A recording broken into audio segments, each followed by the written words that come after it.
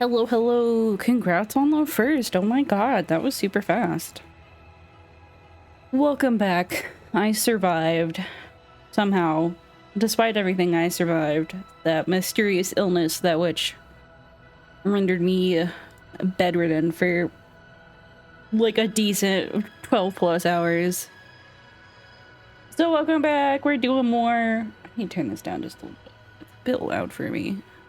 We're doing more monster smooching. I want to know what the adult content is, but I also don't want to get banned on Twitch, so I will figure that out in my own time. Where we left off, it was thank you.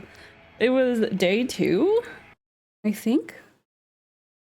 Yeah, it was the second day of our journey in this mysterious place. I don't know if there's a name. I don't remember. My eyes snap open automatically in the morning. I slept well. I usually sleep well. Running all day tends to do that to you. I resist the urge to roll over and bury my face back in my pillow, settling for closing my eyes until the alarm beetle starts chirping.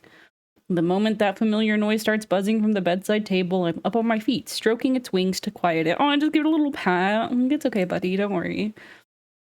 As I walk around my room munching on my salt, I glance outside where the skies are warm with sunlight.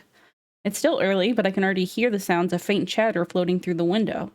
People aren't usually up and about at this time of day. I peek out the curtains as I lick the last crumbs of salt off my lips. Why do they eat salt, I wonder? Do we get an explanation? I can spot a few people standing around sweeping the streets or talking amongst themselves. Probably discussing the eclipse. Oh yeah, that was a big deal. That's like a big focal point.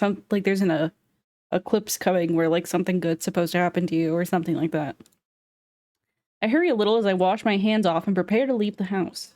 I didn't set my alarm for today any earlier than usual, but maybe I should have. I get the feeling today's going to be a busy day. Good morning, dear. Morning, Agri. In a hurry, are we? Just a little. Seems like today's going to be hectic, so I should probably get to the plant fast. Alright, I won't keep you then. Have a safe day. Thanks, you too. I feel a little bad about rushing past her like this, but I can already tell that today's going to be a bit different. There's a strange electricity in the air, the feeling that something's going to happen soon. A few blocks down the street, I can see a group of people huddled together, heads gathered. They look like they're discussing something very important, their hands and claws quivering with excitement. I take my right turn into an alleyway before I reach them, so I won't disrupt them by running through the group. Aw, how considerate. No doubt this is an important moment for them, but I do pick up the pace into a light trot. My boss might be mad if I'm late today of all days. Was a quick transition. You're here. Sorry if I'm late, boss. You're not, lucky for you. He sounds tense. Perhaps understandably. The plant feels busier than usual, with more people bustling around. He hasn't even told me to wear my mask yet, so I do it on my own. I don't want to stress him out for any reason. Oh, main character is so nice. How's today's route looking? Better go quickly today. It's looking complicated. I follow him over to the tables where today's delivery bundles are being assembled. They don't look as put together as they usually are by this time. Oh, I clicked twice. Oh, shit. Oh, the flow is ruined. Oh, heavens. We're a bit behind schedule. We got far more specialty salt requests than we planned, so we had to throw together a batch at the last moment. Didn't expect people to splurge this much for the eclipse. He grumbles, but his hands don't stop moving.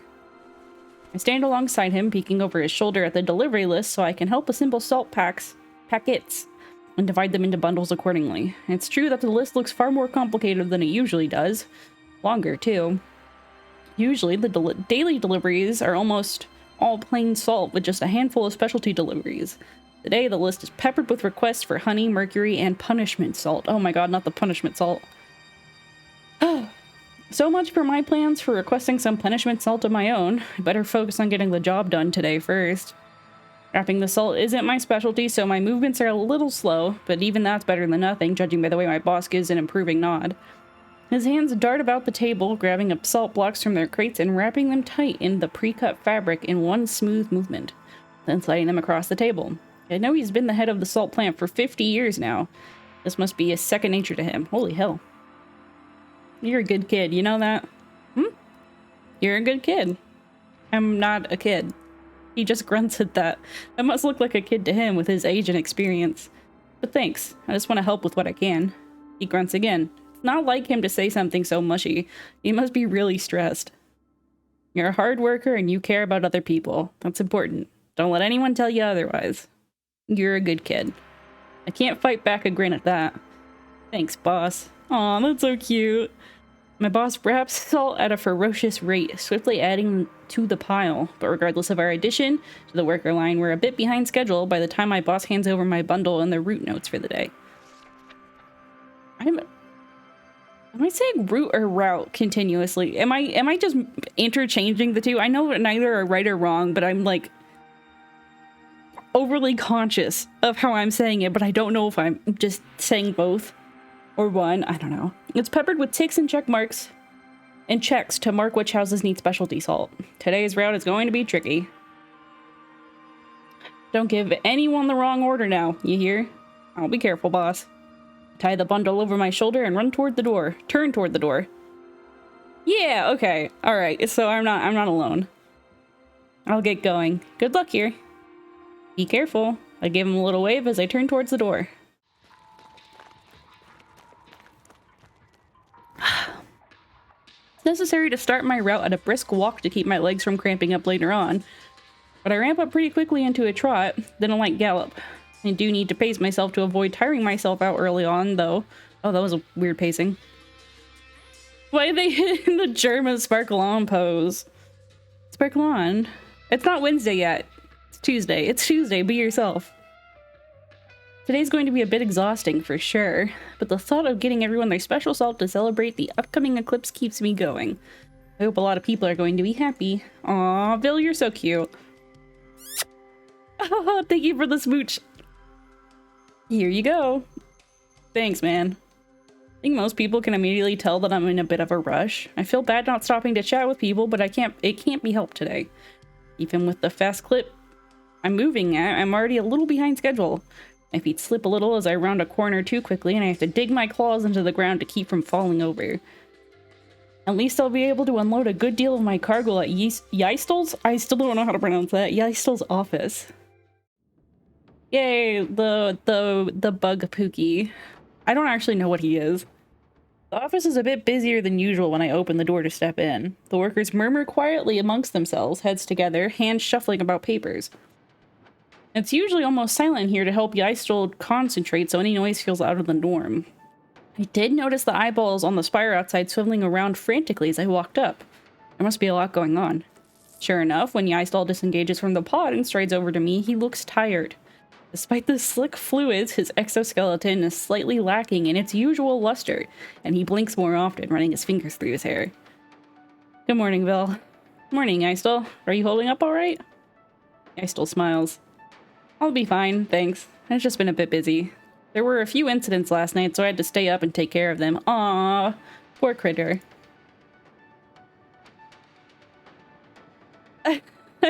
Satanic rituals. Oh yeah. You do you, homie. Where was I? Oh. He talks as he leads the way towards the side table where I can set out today's salt delivery. I have to admit, even if I knew the eclipse would be hectic, I didn't expect things to ramp up so quickly. His narrow chest rises, then slowly sinks back in as he looks toward his open pod. So weird.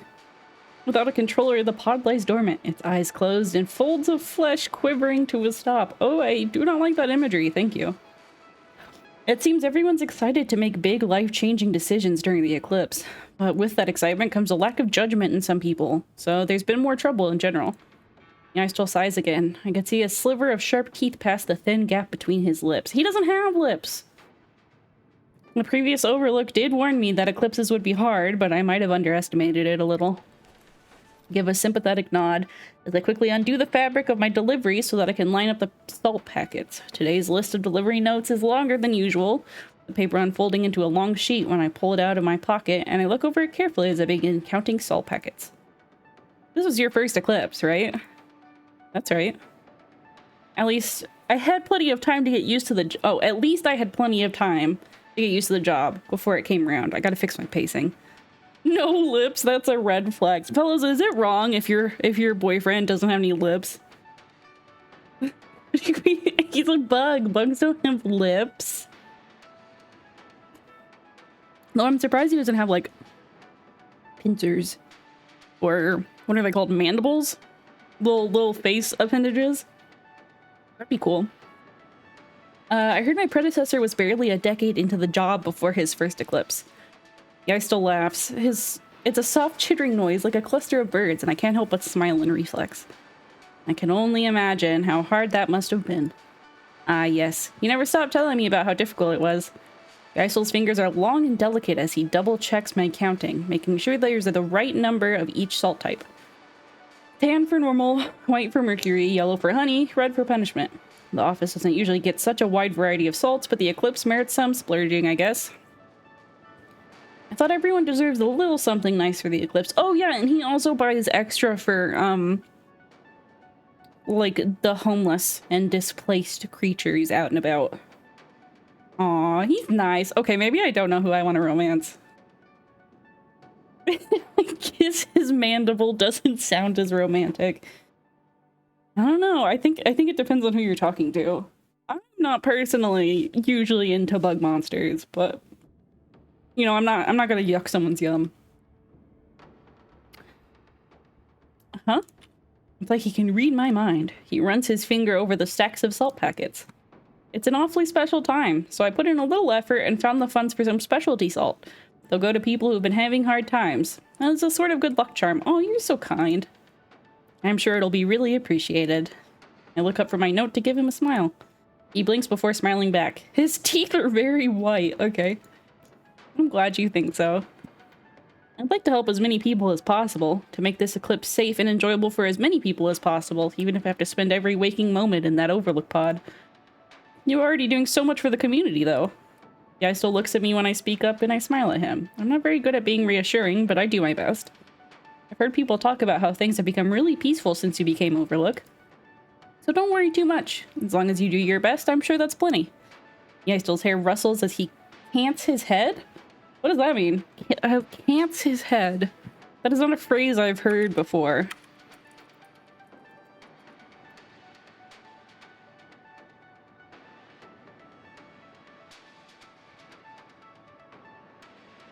Oh, okay, so it just means to tilt or to lean. I have never heard that, like, word usage before. Interesting. Educational. You learned something new. He seems to be considering what I said. I'm rooting for you, alright? So let me know if there's anything I can do for you. Though he remains silent, Yai still blinks.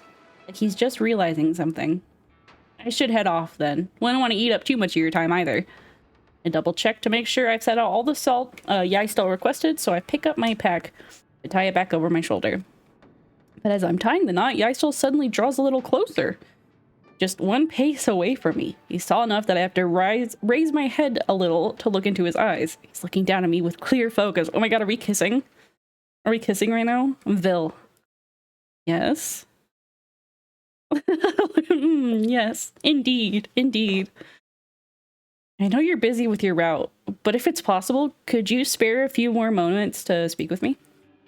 There's an unusual gravity in his voice. The ice stool is usually light and airy. Everything about him feels unobtrusive and soft, but right now there's a clear point in his words, and his back's held straighter. Even if his gaze is gentle and his face is relaxed, I can tell from the tension in his shoulders and the way he holds himself that he's serious. I can't help casting a brief glance towards the door, though. My schedule's still pretty busy today, and I can't spare that much extra time, especially since I should try and stay a little ahead of schedule in case I hit any roadblocks or cause for delay later down the line. But still, I get the sense that this might be something very important for Yaistol. Even if I stay to speak with him, I should be able to manage all my other deliveries as long as I move quickly and don't waste any more time. What should I do? Oh,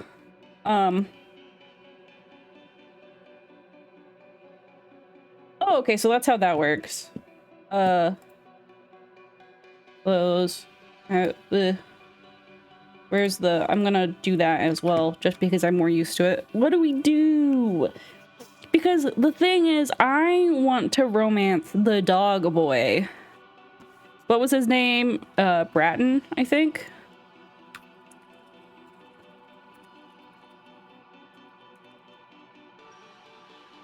Let me look. Yeah, Bratton. I'm interested in the himbo werewolf guy. So if we spare time for Yeistel, does that mean I can't smooch the dog guy?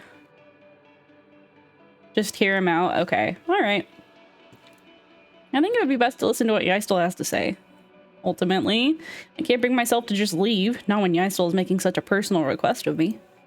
He's usually so composed and calm that it feels easy to forget that beneath it all, he's another individual with his own worries and struggles. If he's asking me to stay, there must be a good reason for it, and it would bother me for a long time if I abandoned him like this. And I do have confidence in my running, after all. I'm sure I should be able to finish my deliveries on time, even if I stay here for a little while. Alright. I give Yeistel a smile as I undo the ties to my pack, lowering it once more. I think I should be alright to stay for a little bit. Yeistel blinks, hesitating for a moment before is he blushing? Before speaking up again. He sounds slightly guilty. Are you sure, Vil? I know this must sound ridiculous since I'm the one who asked you to stay, but I still wouldn't want to cause you too much trouble if your schedule today is tight. Witnessing this sort of uncertainty in someone usually so unflappable is an odd feeling. I nod, considering what to say.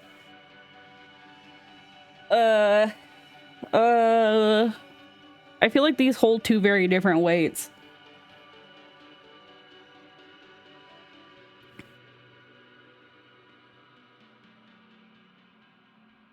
Maybe it's not a big deal?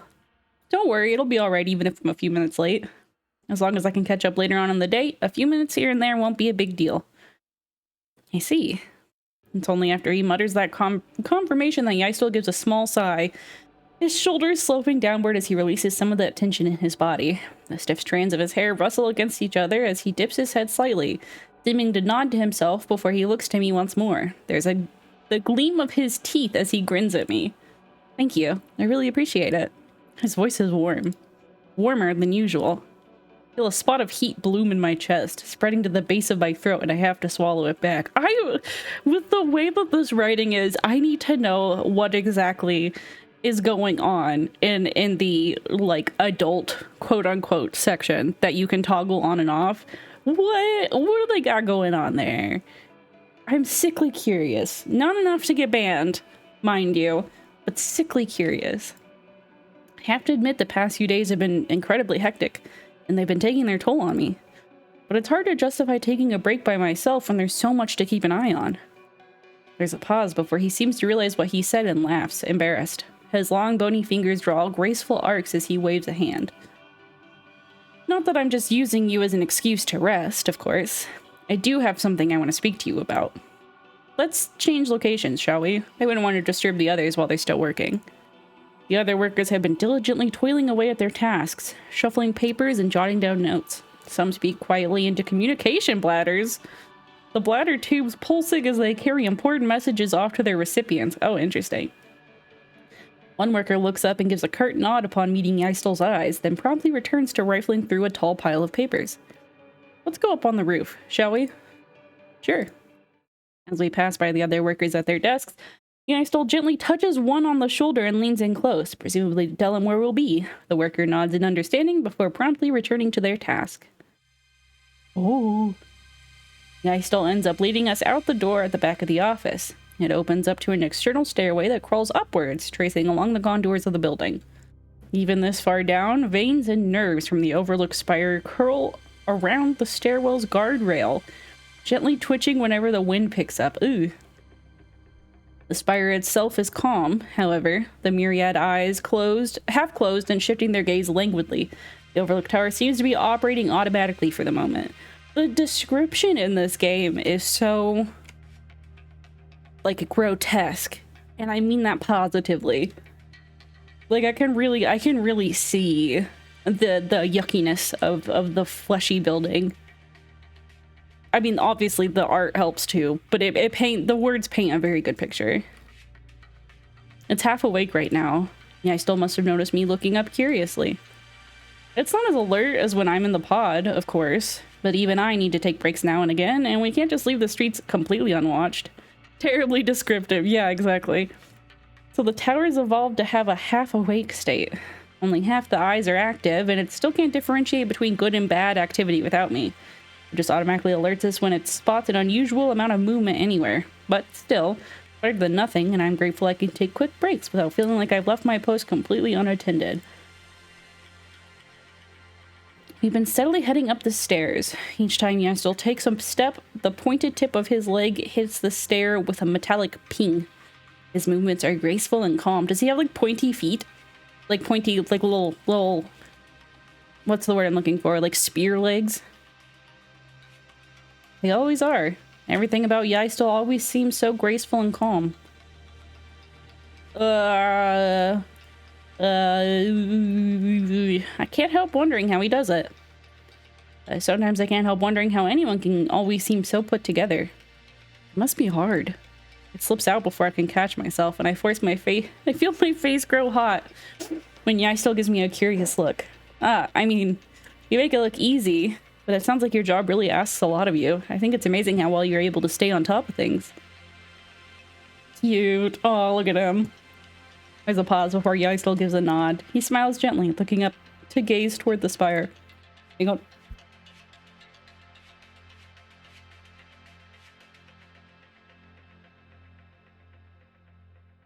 Okay, sorry. My throat was being weird. I suppose that isn't easy, but I do my best. I'm glad if that seems to be enough. The wind is stronger as soon as we clear the stairwell and step onto the rooftop. The jagged shapes of the city spread out before us. Some buildings loom tall, trailing veins and feathery strands of flesh that sway in the wind, reflecting the green sunlight off damp spots. Eek.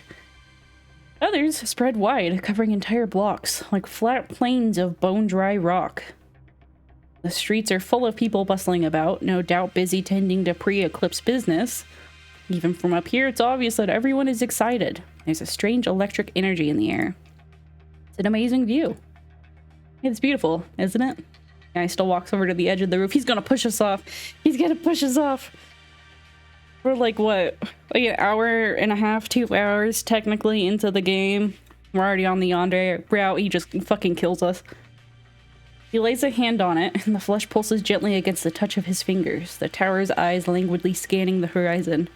I come up here whenever I need a break. Looking at the city like this helps me regain my focus. Of course, it makes sense that even someone like Yastel would need a place to rest once in a while. He slowly takes a seat at the edge of the building, and beckons me over. So, I oblige, trotting over and taking a seat beside him, legs dangling over the edge. Oh, Vil! Vil, no! Hello again, welcome in. A stiff breeze blows past us, and I'm suddenly much more aware of how high up we are. I don't think I'm particularly afraid of heights, but I still feel a small thrill chase down my spine if I look down. Yastel doesn't seem afraid at all, though. Partly because he's used to being up this high, I imagine, but partly because he seems completely immersed in thought. The gleam of the sun washes over us as he gazes over the cityscape. His exoskeleton is beautifully glossy, despite his exhaustion. Warm sunlight bouncing off the sharp angles of his cheeks and wiry strands of his hair. His teeth are very white. This is the second time we've pointed out his teeth are white. His teeth are very white when he finally opens his mouth to speak. Pausing for a moment, he finally forms words. Oh, love confession? Love confession? I wanted to speak to you about a hypothetical situation. A hypothetical situation. Yes, a hypothetical. He's curiously specific about that. A hypothetical. But I keep that observation to myself and only nod. Sure. I don't know how helpful I can be, but I'm always happy to try. Yastel nods in response, ruminating over his thoughts for a moment longer before speaking. Let's say you have a chance to help a lot of people. However, it comes at a cost. You need to give up something very important to yourself in order to help those people. There's nobody forcing you to do it. There is no punishment if you don't help those people, and nobody will chastise you for not wanting to pay that price. It is purely your decision whether to pay the price and help those people. Hang on. I'm realizing I haven't done a lot of talking, like, out loud the past 24 hours, so my throat's getting a little froggy. So I might mute every once in a while to kind of, like, cough. Fix my voice. What do you think you would do, Vil? That's a tough question. Yeah, he still doesn't look at me, his gaze still directed out over the cityscape. And I try to see what he's seeing as I think that question over. How should I answer? I mean, would the help be significant? Even if I think the matter over, it's hard to give a solid answer without a better idea of how significant the help is. Well, it might depend on how helpful I'd be after paying the price.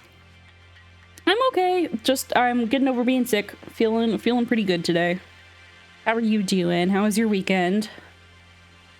I want to be helpful to people, of course, but even helping people on a regular basis takes some amount of time and energy, I think. So it's a little hard to imagine what kind of help would be worth paying a significant cost for. Yeah, I still nod slowly in response, still looking out over the city. His voice is a quiet murmur when he responds. Yes, of course. Then let me try putting it a slightly different way. Still hypothetical? Still hypothetical. Yeah, I still seem slightly amused by that clarification. Eyes narrowed in a thin smile. Yeah, of course, I'm glad to hear it's going well.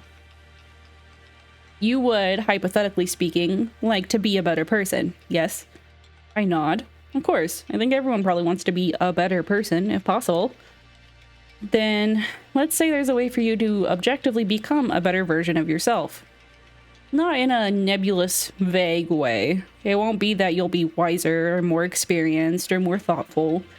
You'll objectively become a better version of what you are now. An upgrade, if you will. Do you think you would want that?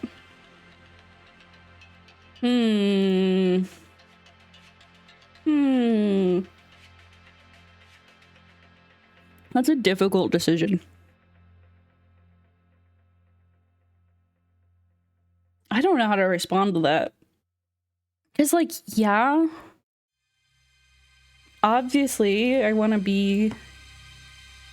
You always want to be, like, the best version of yourself, you know? But also, I feel like there's a large but in here. You know what I mean?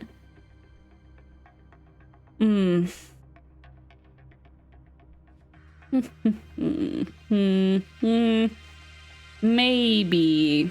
We'll go with a safe, solid maybe. He's wonderful. He's very sweet. Hesitate before answering. I'm not sure.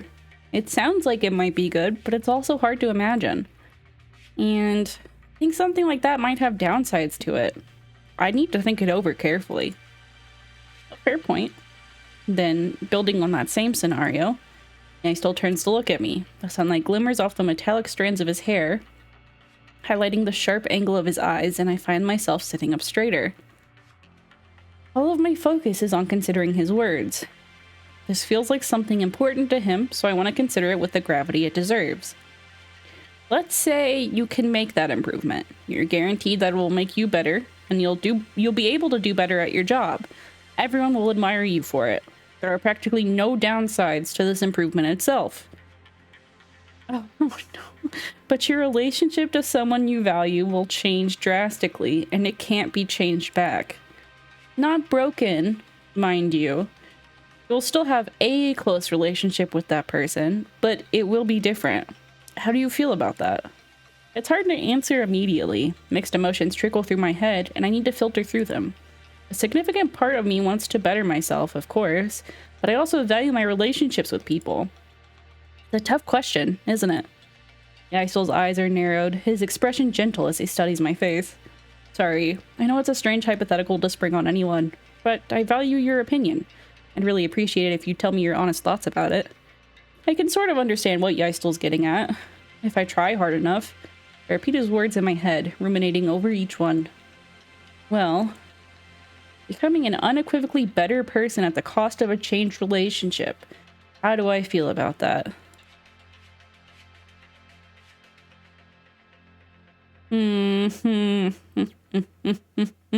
No, you're so right. I don't think I would do it. Truly. I don't think I would do it. Maybe that's just like the sap in me, but I too value my my relationships with and connections with people. And like, obviously, shit will change. That's just the way of life. But if I'm conscious of the fact that something's going to change, why wouldn't I do something to avoid it? Right? I'd rather it take its own natural course, I suppose. I don't think it would be worth it. I'm not sure I'd be happy improving myself if it meant suddenly changing my relationship to someone, especially if that person is important to me. It's possible to improve yourself slowly by working at it bit by bit, but if a relationship changes like that and can't be turned back, at least to me, that's a pretty large price to pay. Yeistel's gaze remains fixed on me. You value your relationships to other people a lot, don't you? Especially my relationship with you, Giggles kicks my feet. But I want to romance the wolf guy. He's a himbo. He's gigantic. I'm not immune to large, hairy himbos. Ugh. But I also really like Yeistel. He's very sweet and gentle. Let me look and see if I can't. You can really just say it. Yeah, exactly. Exactly. I wonder if I can romance multiple at one time. Can I just have a harem of monster bays?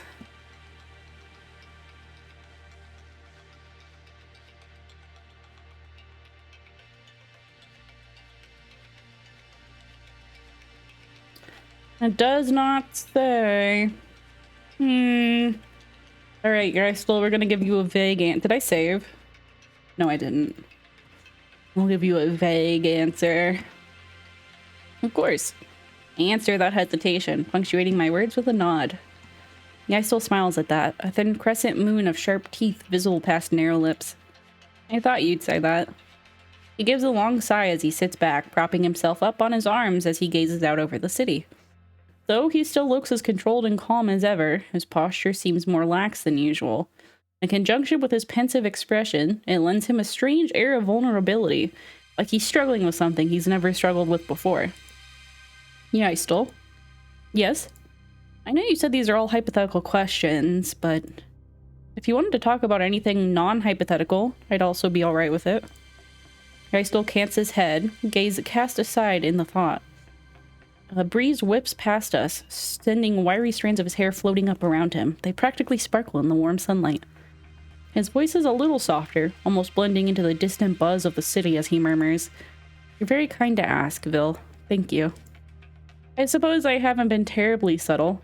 It's true that there are things I've been thinking about very seriously. But alas, we should be getting back to work, shouldn't we?" There's a gentle tap-tap of his feet against the rooftop as he rises, two clear sounds like the knock of bone against rock. His body is lithe and serpentine when he stretches his arms, fingers splaying out wide for a second as he extends his limbs as far as they'll reach. Looking up at him from where I'm still sitting on the rooftop, I'm all the more aware of how this person who's so important to the city's well-being is also just a single individual facing tremendous pressure. Yeistel exhales slowly, with the noise whistling past the sharp points of his teeth before he lowers his arms. His body language is graceful and casual once more as he reaches down to pat my shoulder. His fingers squeeze briefly before releasing. Let's head back in, shall we? Of course. I climb to my feet and follow after him as he starts heading back down the stairwell into the office. Oh, man, it's hard to talk today. It's like, it's difficult to like keep air in my lungs to speak. Maybe this wasn't the best idea. Whoops. So I apologize if I'm taking multiple breaks. I feel fine. Like, I feel okay. But I think maybe my body's not as recovered as I feel like it is. So I'm gonna try taking it a little slower. Yeistel doesn't say anything more as he leads the way down the stairwell. The breeze carries the sounds of the city, filtering them past our ears. Thoughtful murmurs, someone's excited shout, the thump of running feet. Pausing in my steps, I close my eyes and turn towards the endless expanse of buildings, but it's hard making out any individual sounds even if I focus. All I know is that the city is abuzz with energy, excited for the eclipse. Things seem to be progressing smoothly. Even with my drier attitude toward the eclipse, I find myself growing a little excited for the potential that the day holds. When I snap out of my reverie, Sleep Token reference, The Apparition by Sleep Token on hit album Take Me Back to Eden. I'm sorry. Okay, I'm fine. We're good.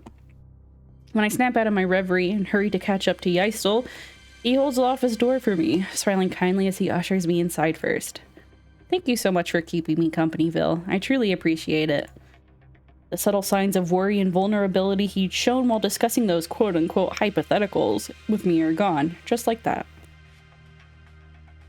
There's only the calm, collected, gentle Yeistel that I've always known standing before me, holding out my pack. Oh, ow. Hang on, sorry.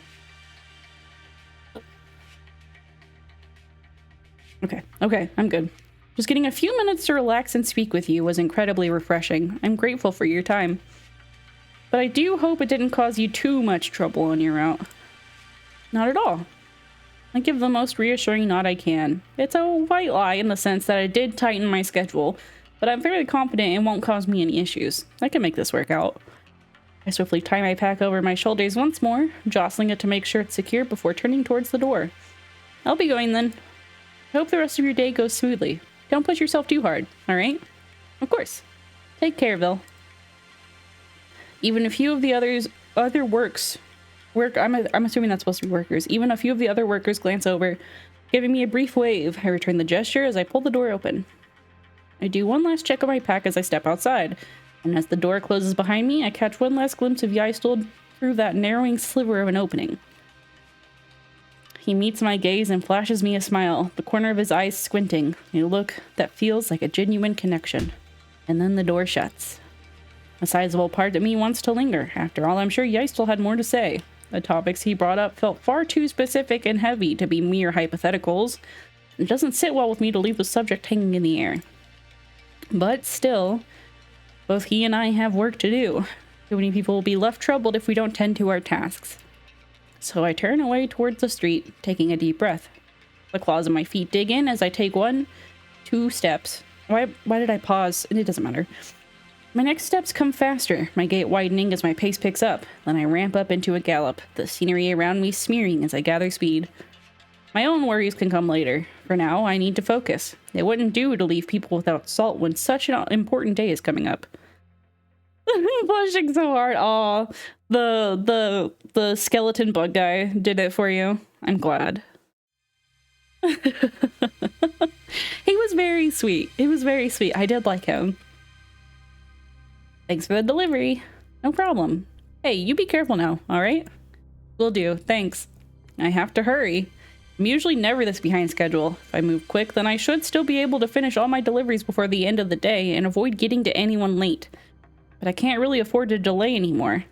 My feet skid across the ground as I turn a corner, my claws raking deep furrows into the dirt as I straighten my back up without dropping my pace. My next 2 clients are absent from their homes. As much as it pains me to say, that's good for me today. I quickly slot their salt packets into their boxes and resume running. I'll say hi to them on another day when I have more time. I'm sure they're also busy with their own eclipse preparations. Distracted trying to think of any other shortcuts I can take without skipping any stops on my route, I don't hear the sound of approaching footsteps the instant I step into the park. Oh, it's Braddon! I bet it's Braddon!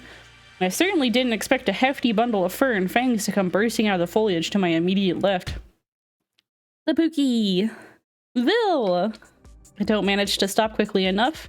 Neither does Bratton. He collides squarely with me, knocking us both into the grass. I was waiting for you! You were? I gently brush at Bratton's shoulder so he'll get off of me. Not that this is a particularly terrible position to be in. Bratton's fur is quite soft and clean today. He must have taken a shower after last night's exploring. And his body is very warm, but he's still heavy. Getting pressed into the grass for too long might make dirt seep through my pack and taint the salt. Bratton moves back obligingly, clambering to his feet and holding his hand out so I can also stand. His hand is huge. The pads of his paw squish slightly against my palm. You're still on your route, right? You're a little later than usual today. I was kind of worried I'd miss you. Yeah, I had something kind of important to take care of. I'll run with you. Thanks? He's never done this before. Still, it's not like I mind the company, and Bratton is in fantastic shape. Even as I run at a steady jog, he keeps up with me just by walking quickly. See? I found something really interesting last night, and that's why he was waiting for me. He must have been really excited to tell someone. That's so cute. What is it? I'm not sure. Huh. But I'm doing my best to figure it out. That sounds difficult. Bratton looks around before he continues speaking, like he's making sure nobody else is around. Visibility is poor in the park anyway, so even if someone were eavesdropping, I'm not sure if he'd be able to spot them. Nonetheless, he looks satisfied that we're alone and continues. He's so excited that his voice is starting to get gravelly at the edges, like he's fighting back the urge to start barking. I think it's really important, you know? I've never seen anything like it before. And I think it could change things. If it's what I think it might be, then this might be huge. I might go down in history as someone incredible. I'm really excited to figure out more about it. He's so enthusiastic that it's infectious, and I can't help smiling as I nod. I don't know much about exploring, but I hope it's something great. You're always working really hard, and it'd be nice if people got a chance to really appreciate all the work you put into your job. Bratton beams, showing off all of his teeth. We jog along in silence for a few moments. By the way, did you put in an order for any salt today? Bratton looks a little like he was startled out of his thoughts by that. His fur puffed out a little larger than usual. What? Did he forget? Oh yeah, I did. Would you like it now? Sure. And I slow to a walk so I can fumble with my pack, carefully extracting one of the salt packets without dropping any of the others. Here you go. Hey, do you have a few moments to spare? It's my turn to be caught off guard. Still holding out Bratton's pack, I give him a curious look. I want to show you something. He's so excited he's drooling slightly, a thin string of spittle hanging from his jaw. It must be his discovery from the other day. Well, I feel a little bad, but I have to turn— No! No! I knew it. I knew it. Not spending time with the Icel too. Sorry, Bratton. Things are kind of hectic today, so I have to hurry. Maybe I can meet you after my route's over? Bratton's ears have tilted down a smidge, the wagging of his tail slowing significantly. No! No! I'm going back. I'm going— Yes. Going back. We're romancing the dog, I'm sorry. It's too bad, but I don't want to risk delaying anyone's delivery. Sorry, guys, but I've got a pretty busy route today. Can't talk right now, but would it be alright if I came back to talk to you later in the evening after I'm done? I'm sorry, I gotta know. Yaisel's expression remains a perfect picture of calm. For a moment, I think I see his eyelids lower, his gaze flickering off to the side, but any trace of discomfort dissipates in an instant. Maybe it was just a trick of the light. No, it's alright. He smiles. He has a nice smile. It wasn't anything important, and you should rest up after your route. You do run an awful lot. Sorry again. You don't have anything to apologize for. I finish tying my bundle back together and straighten up, adjusting the way its weight sits on my back. Ugh, okay. I'm sorry, Yaisel. I gotta know what the dog boy has. I gotta know. Okay, hang on. Beverage break. I'll be heading off, okay? Stay safe. You too. Don't work yourself too hard, alright? Axel smiles. It's a very kind smile. I'll be careful. I wave as I open the door and slip out. I don't have the time to dawdle, so I immediately transition from a walk to a jog, then to a steady trot. When I cast a glance back up at the Overlook Spire, the eyeballs on it have already started to blink into action, weeping a few tears to moisturize themselves before casting about quickly. Ooh. No doubt seeking out troublemakers to put a halt to, or people who might need help. I give the spire a wave of the arm right before I turn the corner, but I can't be sure if Yaisel would have seen it. Thanks for the delivery, no problem! Okay, so we did all this. We didn't do this. If I hurry with the next few deliveries, I should be able to stay ahead of schedule. Giving myself a few minutes of leeway is important in case I run into any trouble along the way, especially since things are ramping up to the eclipse. I've already had to take a detour because there was a rowdy celebration going on in the street. My feet skid across the ground as I turn a corner, my claws raking deep furrows into the dirt as I straighten my back up without dropping pace. Okay. Okay. And then we're back here with Dog Boy. Music Fox. We did all of this. Bam, bam, bam, bam, bam, bam, bam, bam, bam, bam, bam, bam. If you caught off guard, I want to show you something. I'm so excited, blah, blah, blah. Well, I glance up. The sky still peaks bright past the canopy of gnarled branches and muddy leaves. Not terribly late, so I suppose I could spare a few minutes.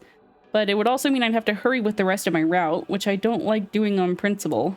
Still, when I look back to Bratton, his tail isn't wagging. I can't see it, so it must be standing straight at attention behind his back, which is rare. This must be something pretty important to him, so I can't answer lightly. What should I do? We will hear out the puppy. I think it's best if I gave Bratton's big discovery a chance. Alright, let's go. I give Bratton the best smile I can. I'm not used to changing my routine like this, but maybe all that talk about the eclipse is getting to me. Bratton, unsurprisingly, looks ecstatic, his tail wagging so hard it's whipping at the bramble branches on either side of him. Awesome. His voice practically edges into a howl. It's like he can't hide his excitement. That's so cute. His paw easily engulfs my hand when he snatches it up. The pad's warm and a little squishy against my palm. See, I was under the impression that Vil was also a dog creature monster, but I don't know if that's necessarily true. Here, this way. I'll hurry so you won't be late on your route. The paths in the park can be pretty cramped at this point, but that's not a worry when Bratton's leading the way. His giant bulk conveniently crashes through any branches hanging in the way, whipping them aside and clearing a comfortable path for me. A few leaves are getting stuck in his fur, but he doesn't even seem to notice. He's either humming or growling under his breath. Possibly both. My ride's right over there. Like a little caterpillar. What? Bratton's brought us to the side entrance to the park. The street's laid out before us, and as promised, his ride, just a few paces away, roped to a portion of the fence enclosure to discourage any would-be thieves. It's a giant caterpillar. Whoa, I know you guys got rides, but I've never seen one before. She's real nice, isn't she? So silly. It raises its head when Bratton approaches, butting its eyeless face into its paw. Oh my god, I can't talk. I'm just so, like, overzealous about the cute little caterpillar. Oh, well, that's not so cute. Its innards stir beneath the translucent stretch of its outer layer, swirls of color pulsing slowly. Bratton doesn't hesitate to swing a leg over the caterpillar's girth, straddling what must be its upper back and holding on to its harness. Then pats the spot right behind him. Here, take a seat. Don't worry, she's real tame and doesn't mind other riders. Okay. I've never ridden one of these before. The caterpillar seems to glance at me when I approach, her body throbbing beneath the touch of my hand. I don't like this. I don't like this. Getting on is a little daunting, admittedly. Get on cautiously. Maybe it'll help us. Oh my god. So I can't help but be a little careful. I gingerly sit a side saddle first, moving slowly to avoid startling the caterpillar. Her skin shifts and gives beneath my weight, pliable and warm to the touch. Okay. It feels a bit like sitting on a large, warm sack of sand. It's only after the caterpillar settled back down that I swing my other leg over and steady myself. The caterpillar gives me what might be a curious glance before looking ahead. It's alright, there's nothing to be scared of. Bratton grins as he gives me a reassuring rub to the back. Aww. You ready? Yep. Hold on to me, we're going fast. Hold tight, spider monkey. As soon as I lean forward and wrap my arms around Bratton's waist, he gives the caterpillar a hearty smack to the side. Let's go. Caterpillar promptly starts to crawl forward at an astounding rate. I'd heard that these animals could move quickly, but she's much faster than I anticipated. I can feel the pulse of innards beneath me. Ooh. The taut stretch of skin shifting and pulsing rhythmically beneath my legs as the caterpillar stretches its front half forward, then bunching up as its back half follows. Its 3 pairs of front legs kick up dirt with each step, its back legs popping off the ground one by one. The ride isn't terribly smooth, lurching us forward in bursts as opposed to gliding forward, but it's still an interesting experience.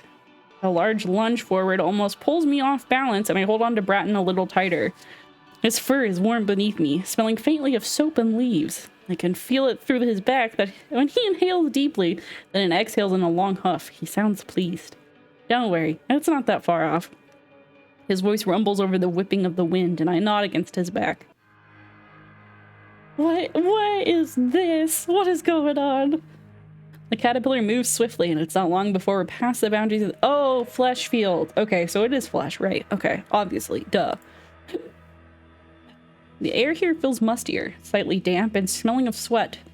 All around me, there's a strange warmth emanating from the ground. The atmosphere feels somehow oppressive, like the feeling of someone breathing a little too close to your face. I accidentally take in a deep breath, but end up coughing. Yeah, something about him facing forward is incredibly uncanny. Yeah, try not to breathe too deeply. It takes a little time to get used to.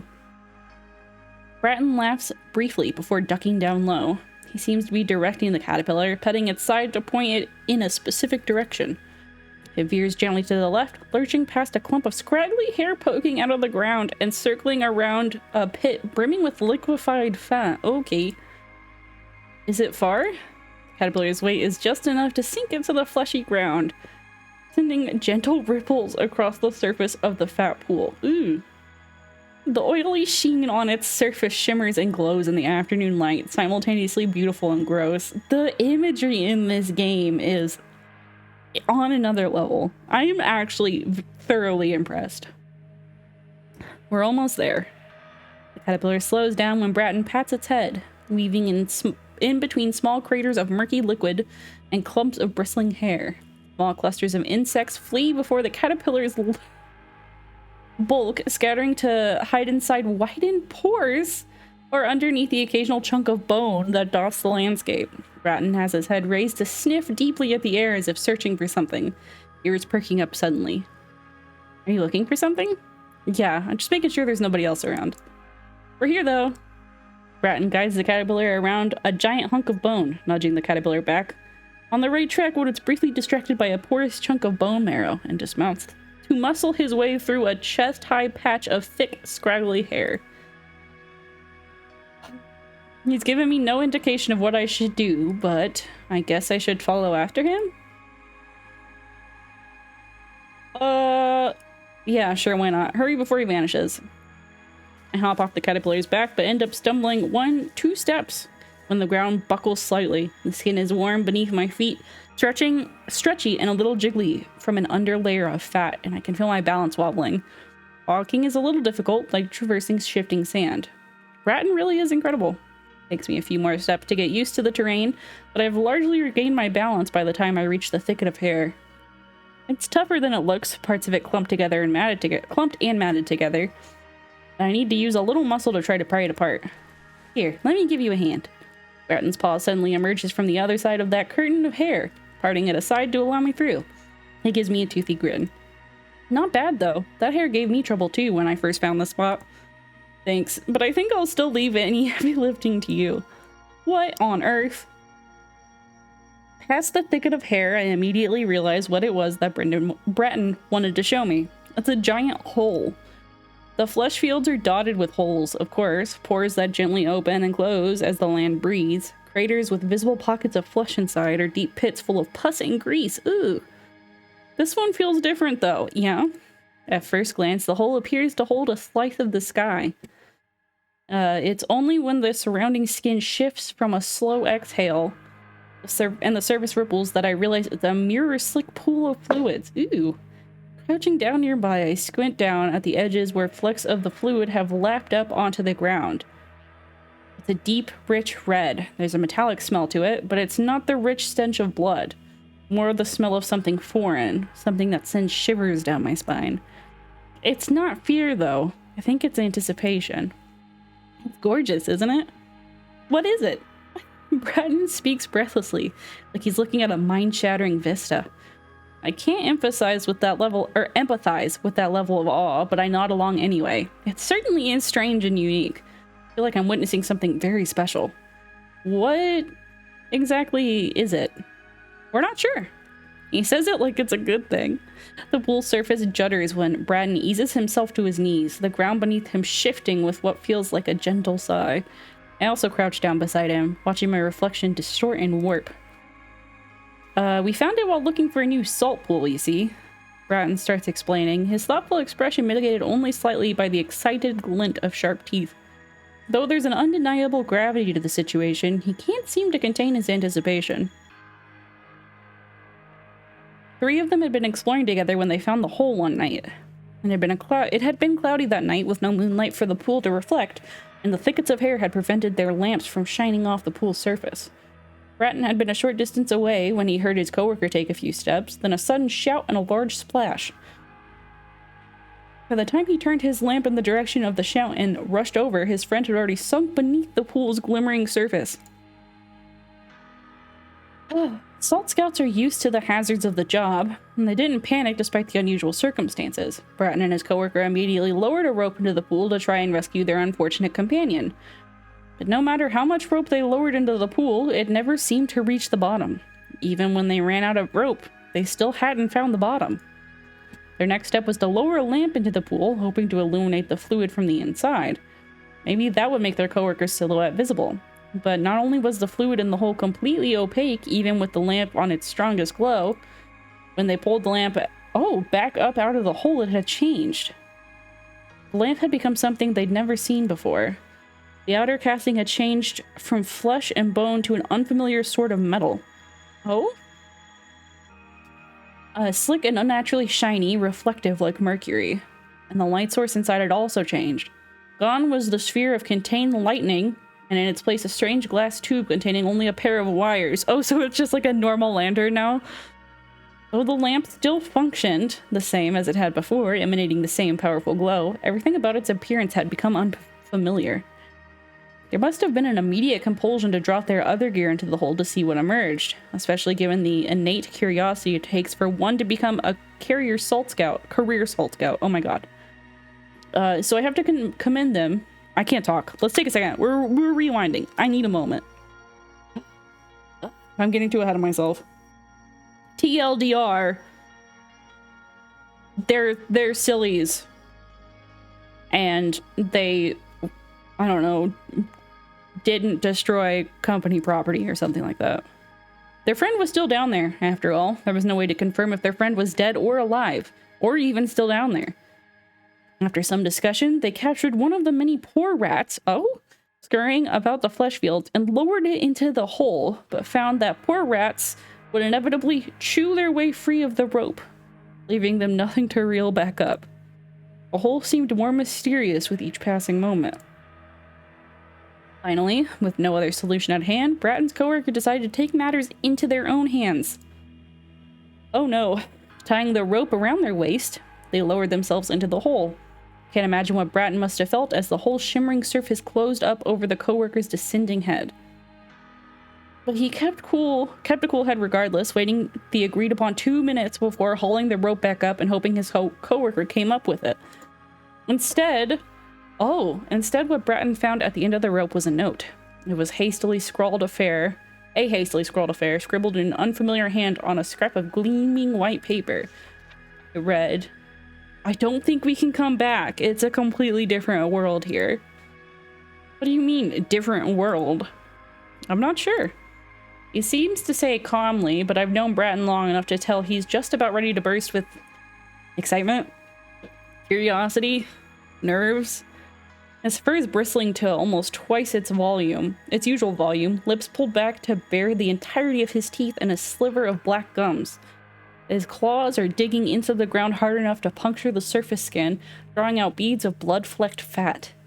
And he only seems to realize it when the ground beneath us twitches. He hurriedly withdraws his hands, instead balling them into fists and resting against his thighs. A different world. I have no idea what he means, but it's That's... I want to know what that means. No, Bratton, don't do it. Don't go in there. You'll turn into like a fucking poodle or something. Don't do it. Bratton's eyes are fixed on a reflection on the pool's surface. But I know it's not the reflection he's looking at. He's trying to see beyond the surface, deep into the hole's maw. This is Bratton. This is who we're, romancing. He's technically not a furry. He's just like a dog monster. Right? Because we're in like a monster universe. But if that were the case, hypothetically, if there was a monster universe, do you think people would dress up as, like, humans, like Homo sapiens, in the way that people dress up as furries? I think they would. Truthfully, but that's just me. I almost don't know what to say. Ask what he plans to do next. I think it would be best to try to understand what Bratton's thinking first and foremost. So what are you planning on doing now? Bratton whips his head over to look at me, eyes bright. Brighter than I've ever seen them. Thought about that a lot, you know? What should I do next? What would be best? And at first I considered taking this to the boss, telling them that they had to rescue my coworkers and get a team to go in there and figure out what happened, but the silence drags on for a few moments. I gently prompt him. I'm good. Still, I'm getting over being sick. I feel fine, but I'm realizing that, talking for too long is a bit difficult. I'm trying not to push myself too hard, but I, like, I'm realizing, since playing visual novels, I'm realizing that I, like, just don't breathe when I read out loud. Because it's not something I generally ever did. So I just read and read and read, and then I'm like, oh shit, wait, I can't breathe. So I have to take like a giant breath. I'm trying to pace myself. I'm trying to. But apparently I can't do more than one thing at one time. But I think I'm gonna try to handle this myself first. I'm gonna do something drastic. I want to figure this out, Vil. It's the biggest thing that some of us will ever see in our lifetimes. How are you doing, Kenji? How's your week been so far? I let my eyes fix on the horizon in the distance as I think things over for a few seconds. It's not that I can't understand Bratton's excitement. After all, I'm finding myself pretty intrigued by this too. But all the same, it's hard to tell if he's doing the right thing. Are you not going to tell anyone about this hole then? I'm not sure.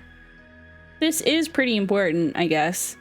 Sure, there's a lot of work to be done researching this hole and figuring out exactly what's going on here. Not like I'm planning on keeping it a secret forever or anything, it's just... we found this first, you know? Me and my friends. But I think I deserve to take a crack at figuring this out before everyone else does. Could have been better. Oh, I'm sorry to hear that. I hope it improves. There's still potential for good things to happen. What about your coworkers? Shouldn't you get more help for them? Not really. Bratton shrugs, rolling his shoulders in a casual gesture. Salt Scouts go missing all the time. If anyone goes missing for more than half an hour, we just assume they're dead, or they'll come back on their own. With so much ground to cover, we can't waste days looking for people who are gone. It's just part of the job. That makes sense, I suppose. So for now, I want to take a stab at figuring out what's going on. But maybe I'll leave a note for my boss explaining everything when I go in there. Huh? You're going in too? Oh, yeah. Did I not say that up front? I'm planning on going into the hole on the eclipse. Oh, come on, man.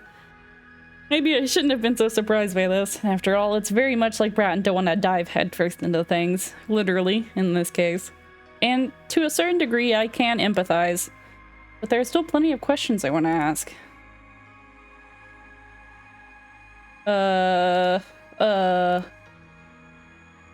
Ask what other steps he might be able to take first. Ask if there's anything you could do to help. Ask if entering the hole is a good idea. Wait to see what Bratton says next. I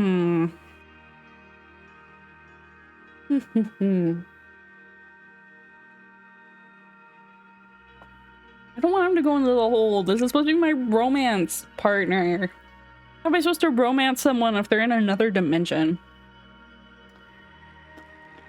Okay. But I feel like this would upset him.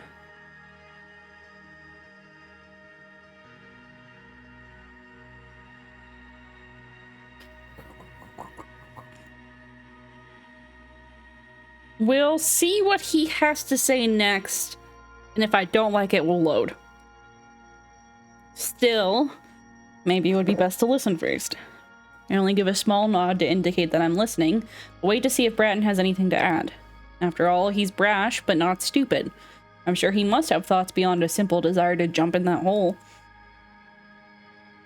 Bratton is equally quiet for a long time, staring pensively into the surface of the pool as the ripples grow smaller, then still. And her reflection stared back at us. You don't think I'm wrong, do you? He sounds like he's not done. Like there's more he wants to say. Wants to say, so I wait. Sure enough, he inhales deeply and continues after a moment. I know that this probably isn't the smartest thing to do. I know that. But at the same time, I feel like I'd regret it if I took this to the boss, if I let them handle everything. That's not how this is supposed to end. That's what I feel, deep in my gut. I close my eyes, trying to imagine what lies beyond the mirror surface of that pool. Something deep and dark and mysterious, probably. And for someone to want to throw themselves into those depths, it's because you're an explorer, isn't it? Not because you're a salt scout or anything else related to the job, but you're the type of person to do that job. You're the type to want to know the unknown, even if there are risks. Bratton nods. Small at first, then again, more firmly. This feels important. More important than anything I've ever done. It would be a different story if things just disappeared in there. I'd not... What? I'm just assuming this is going to say I wouldn't step in there, but the fact that the note came back specifically saying there's a different world in there, how am I supposed to leave it alone? And with the eclipse coming up, he suddenly turns to look at me, inadvertently pushing into my personal space. I can feel his warm breath puff down the white collar of my cloak. This is my chance, Vil. Even if nobody else will ever know about it, this is important to me. I'll know. I'll know that I did something that almost nobody else in this world has ever done, and that my life will have been worth it for that incredible moment. Oh, my chest aches deeply as I listen to this. There's a passion in Bratton's voice that I'm pretty sure I've never felt in my own life. The sort of passion that's almost impossible to contain. I can't help but admire it, honestly. Even that the thought of losing, or even though the thought, I don't know, man, losing Bratton to this mysterious void almost feels, okay, tolerable, okay. I'm getting myself all confused. My brain's still hazy, I guess. Part of my mind is still, oh, ironic. Part of my mind is still hazy with too many thoughts, but I feel I should probably say something regardless. Okay, so having him stay doesn't seem to be an option. We believe in him, but want him to be safe. Bratton knows his own priorities better than anyone else, but no matter what he does, I want him to be safe and happy. To be honest, I don't really understand. This isn't exactly my area of expertise. I find a smile crawling across my features despite the gravity of the moment. Even if I don't fully understand the circumstances, Bratton's enthusiasm and passion are still heartwarming, and I deeply, sincerely want him to be happy. But I think you'll be able to choose what's best for you. As long as you'll be happy and safe, or safe and happy, I'll be rooting for you. Bratton's eyes light up like fireflies, his ears standing up straight. There's no real warning before he gets to his feet and picks me up in one seamless motion. Even with the wobbly layer of fat underfoot, he shows no sign of stumbling as he twirls me around in a circle. Aww. You're so cute to worry for me. He laughs, a loud and boisterous laugh. The momentum of his twirl carries me around for one more lazy loop before he puts me down and hugs me tight. His fur is warm and voluminous against my skin, a long breath huffing hot through my hair. Don't worry, Vel. I'll make the right choice. Thanks. The sound of poor rats scurrying across the ground catches our attention, and we look over in time to see it race over a large chunk of teeth, then dive into an open pore. The ground around us seems to give a deep sigh, sinking a little lower beneath their weights, and Bratton gives a hearty laugh. Maybe that's a sign it's time for us to leave. I'm not used to staying in place for so long either. We're supposed to keep moving unless we actually find a salt pool. Come on, Vil. I'll get you back to your work. He offers me a hand, which I take. His enormous paw practically engulfs my hand, gripping me gently as he hefts me to my feet. Here, this way. We don't talk much as he gets back onto his caterpillar. Bratton only gives it a few gentle pats to the side before urging it forward. The caterpillar wriggles a few times, feet popping off the sweaty ground beneath it, but picks up pace quickly. Ugh. Holding onto Bratton to keep from sliding off the caterpillar's back, I watch the flesh field slide by me. That hole swallowed up by tufts of hair almost immediately, fading from view like it was never there in the first place. I know it's there, though. Not something I can easily forget about. Not after what I've heard today.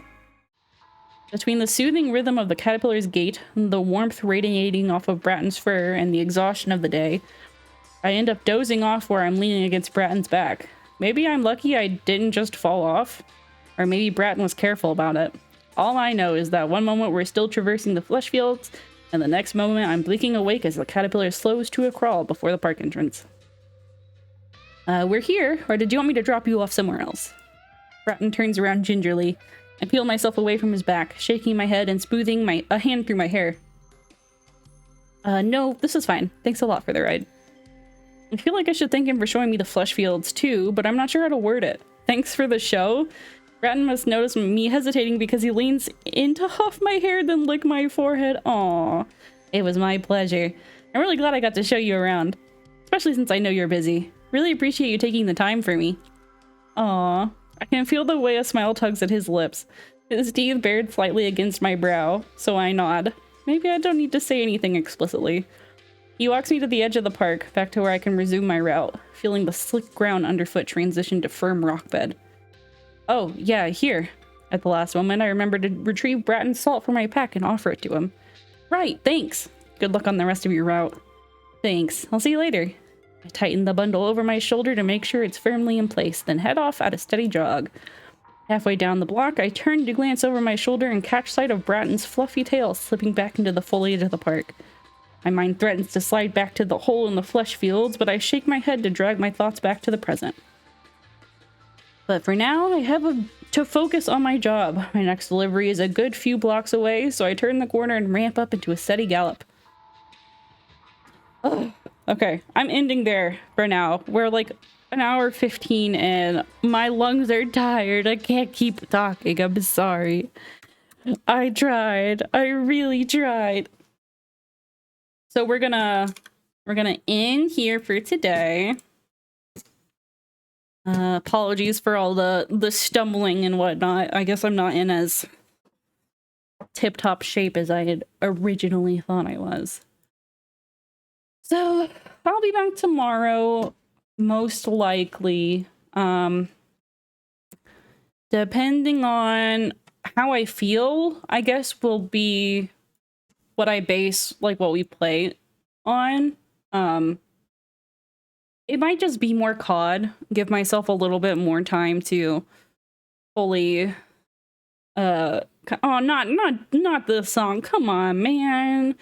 Come on.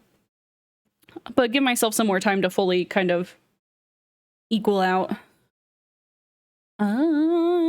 So who do we want to raid? We're gonna raid into Coma, who's playing Elder Scrolls 5. Oh, it's Skyrim? Skyrim's Elder Scrolls. I don't know shit about nothing. Don't come for me. I don't even think I've ever played Skyrim, actually, now that I think about it. Anyway, go stop in and say hi to Coma. I'll see you guys soon. Thank you so much for coming and hanging out. I hope you guys have had a great day. Remember to eat something, drink something, take your meds if you haven't. Don't get sick. It's not fun. Don't get sick. I'll see you guys soon.